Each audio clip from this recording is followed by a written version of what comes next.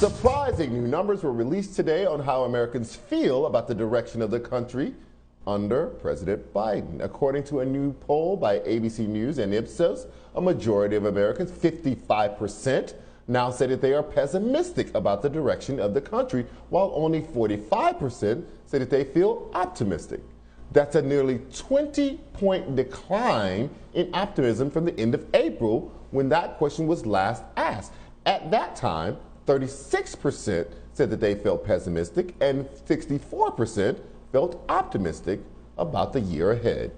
When we asked Ipsos for a breakdown by race to that question, here's what they were able to send to us. 61% of Black, Hispanic, and Asians say that they are optimistic about the year ahead, and only 38% feel pessimistic. On the flip side, only 35% of white respondents said that they feel optimistic, while 64% said that they feel pessimistic. Ipsos said that those numbers appear to be tied to partisanship. Here to discuss is host of the Dean Obeidallah Show on Sirius XM, Dean Obeidallah. How are you, sir? So how do you take these numbers and this precipitous drop in optimism about the year ahead? Well, to remind people, the day Joe Biden was sworn in, the average at that moment of looking forward to America being better or worse, it was about 25% that actually thought America was on the right track. So it's actually gotten better since then, but obviously it's dipped. It's hard to say what's going on. You see the spike in COVID cases. That has a concern about economics, about losing your job again. Will there be more closures? Uncertainty plays a role. You would think white people would be happier. They've been suppressing the vote all over the country. You'd think they'd be more optimistic about the future, but apparently not. So it's odd to me that it's broken down by race.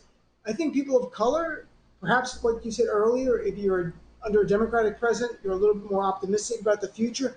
That probably paints the picture of why white people, 60+% voted for Donald Trump, aren't as happy under Biden. But it's odd to see that shift in that short period of time. I'm looking forward to seeing the next polls coming out in the future and see if it sort of bounces back a little bit. Right. Do you think it is tied in any way to the idea? You already mentioned that COVID was, in the early part of the year, vaccines were being pushed out, more people were taking them, those trends were in the right direction, fewer and fewer states were in the red on the scary maps, and they were passing out checks. Everybody was getting a STEMI check, and now some of that stopped. The eviction moratorium is coming up again. Unless they extend it, it will be in effect. And now people are staring down the barrel and saying, okay, I didn't save 2 years worth of rent. What am I going to do? How much is tied to just the politics of money and society that we see now between Washington and Main Street? Well, Charles, there's also something else in there, that you have red state governors cut unemployment benefits, the national ones, short. So instead of going all the way to September in certain cases, they've made it even shorter now. So it could have stopped for people. They're getting an extra bump from federal money. So look, we all understand now, COVID is tied to the economy. If COVID is not contained, our economy is hurt. That's something Trump didn't get. President Biden did as a candidate. He understands that.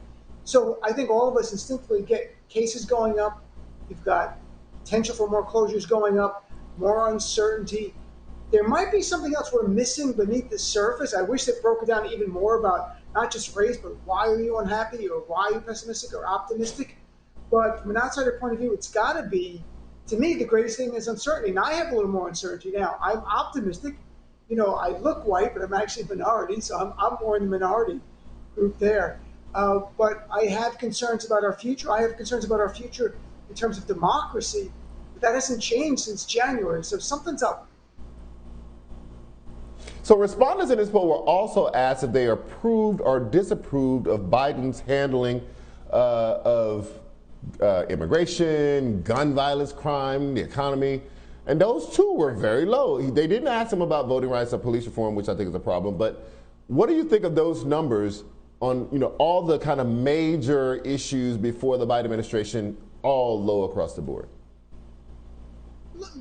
Joe Biden, unfortunately for him, doesn't get as much press attention as he should. So you get the negative things from the right, and they're very good. They really stay on message. So if they're talking about the border, they're sending their National Guard from states, they're sending the police down there. It keeps getting more and more press, so people think there's a crisis at the border. Now there's really not. There was earlier in the year with an influx of people, and they couldn't handle it. It seems to be much better now. On crime, we're all inundated with stories about there's more crime up. Maybe if the red state governors didn't send their police force to the border, they'd have enough police in the cities. That's a different story. I think a lot of it is perception right now. When you get to the coronavirus question, Joe Biden does very well. If that starts becoming the #1 issue again, you might see Joe Biden's approval rating, ironically enough, start to rise as he handles it, I think, with the confidence of people seeing him when it comes to COVID. You're right. You may say it does very well, but Biden's handling of COVID received its lowest rating since he took office in this poll. It's clearly it has to do with the spike in cases and the fact that, not that he didn't hit his 70% goal, but that it seems to be beyond his control. And partisanship is playing a role, but it's not just red state people who are not getting vaccinated. There are studies now. I just talked to a congressman from Arizona, Ruben Gallego, earlier tonight, who made it clear in his state there's Hispanics who are hesitant to take the vaccine. In New York and New Jersey, you see some with African Americans. Maybe we can all do better in getting the message out. It's partisan. We're not going to reach that. You think not getting vaccinated is going to help Donald Trump get back in office? There's nothing I can say to make you take the vaccine. But for others, people on our side or people in the middle, maybe we can reach them. But there is look, Joe Biden's approval ratings, though, have stayed about static. I just looked at him before we came on. He's still stuck around 51, 52%. Overall, that's not changed. So it's kind of remarkable when you break it down where he is. But where he is from January to now, it's moved down only about 2 points, which is remarkable that the honeymoon period ended, but he's still solid 51, 52% in 538's average of polls. That might be more important to Biden. Overall, people think he's doing a good job. Little by little, maybe like, I don't like this or that. We'll see. He's got to do voting rights. As you were saying, Charles, voting rights is #1, and a big infrastructure plan, not this bipartisan thing. To me, but to be blunt, Charles, white privilege to be able to talk about bipartisan infrastructure when black and brown people are about to lose their right to vote. So I think he might see a backlash in his own constituency going forward, his own base going forward. He doesn't address voting rights much more forcefully, much more. I also believe that, just psychologically, like we may get to a point by health standards that we just have to go back to wearing masks. This Delta variant is just, there's too much happening around the Delta variant, and also with breakthrough infections, we may have to get back to wearing masks. But psychologically and politically, I think that is, the worst case scenario politically for Biden. I think if people are told that they thought they were coming out of this, they thought they had a break, and now they're told, sorry, put it back on, we're going back to what people will feel like is zero. I think that will be politically a big headache, no matter how he feels like he's managing COVID. How do you think that will play out? Because it looks like we're headed in that direction. It does. I think Biden's got to spin it and say, look, some people look better in a mask. Let's just be honest. And maybe he can do it that way. I'm kidding. Obviously, I think he does it in a way of showing leadership. Look, every governor got a bump in approval polls early on in COVID. Every governor took this seriously. If people get it's not his fault. He's done all he can. He's done the rollout. He's begging, literally pleading with people to get vaccinated. You might not see him drop as much. There's not much more this president can do. He can't force you. And just suggesting door to door about answering questions has made Fox News literally accuse him of coming to steal your guns. I mean, Jeanine Pirro literally said he's coming not for the vaccine. Democrats are coming to steal your guns. We have such a polarization on a health issue. In World War II, America united. We lost more Americans to COVID than we did in World War II on the battlefield. Yet we are more divided now than ever. And that's part of the problem we're facing as a nation. It's a much deeper problem. We should not be here. And sadly, the polarization has turned into toxic and deadly polarization. So now that leads me to the idea, to this fact that you have filed an FCC complaint about Fox News and COVID. Now tell us about that. Sure, at the Federal Trade Commission. I filed the complaint, and I hope others do as well. And if people want to contact me, I will send them information how you can do it. I filed it because in December, under Trump, a law was passed called the COVID-19 Consumer Protection Act. It's under the auspices of the Federal Trade Commission. Simply, it makes it illegal to try to profit off lies about the COVID vaccine, such as selling products. In this case, Fox News, as Media Matters quantified, over a 2-week period, 60% of their segments, either misinformation about COVID or convincing you not to take it. To me, that's a violation of that law. Fox News is in business. They're selling something, information.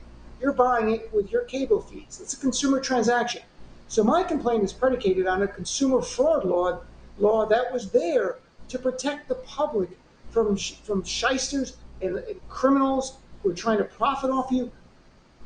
Fox News is doing that very thing. They're trying to profit off lies. And I can't tell you why, Charles, but I can tell you this. Fox News made $1.4 billion in revenue last year. This is a business decision by them to allow their hosts from the morning through the afternoon through the night to spew misinformation or scare people about the vaccine. Yes, there are a few good hosts on Fox News, don't get me wrong, but the rest, they have to be doing it with permission from the top. There's no way a mega company like Fox News is going to allow their hosts to spew this information. I want the FTC to investigate, to fine them, maybe get an injunction against those hosts for lying. Perhaps just an opening investigation will scare Fox News into correcting its own behavior. Right. So where does this go? Are they going to open an investigation? Like, what is the response from the FTC to you? As of now, nothing. I mean, it was a week ago, but I have numerous people have been filing complaints left and right. It takes 2 to 3 minutes. It's not a lawsuit. It's a consumer complaint. And people can email me, dean@deanofradio.com. I'll send you my little template. It'll take you 3 minutes. The more of us that file, I think it's harder for them to look away. The new FTC chair, Lena Khan, is very outspoken about protecting consumers. She was just confirmed in June. Fellow Muslim American. I don't know if that's going to make a difference. I could try to play on the Muslim card with her. But I really think this law was designed to protect the public from people misleading you about the vaccine, its prevention, its cure, or mitigation. That's what the law says. Lying about the vaccine is flying in the face of that law intended to protect you and your family. Yeah, I hope people to email you, Dean, and you tell them how to do it. But I don't think that the FTC can turn down a complaint by Dean Obeidallah. Thank you so much for joining me tonight, sir. We'll see. I'll update you. We'll see what happens, Charles. Thank you so much. So, more Prime after the break.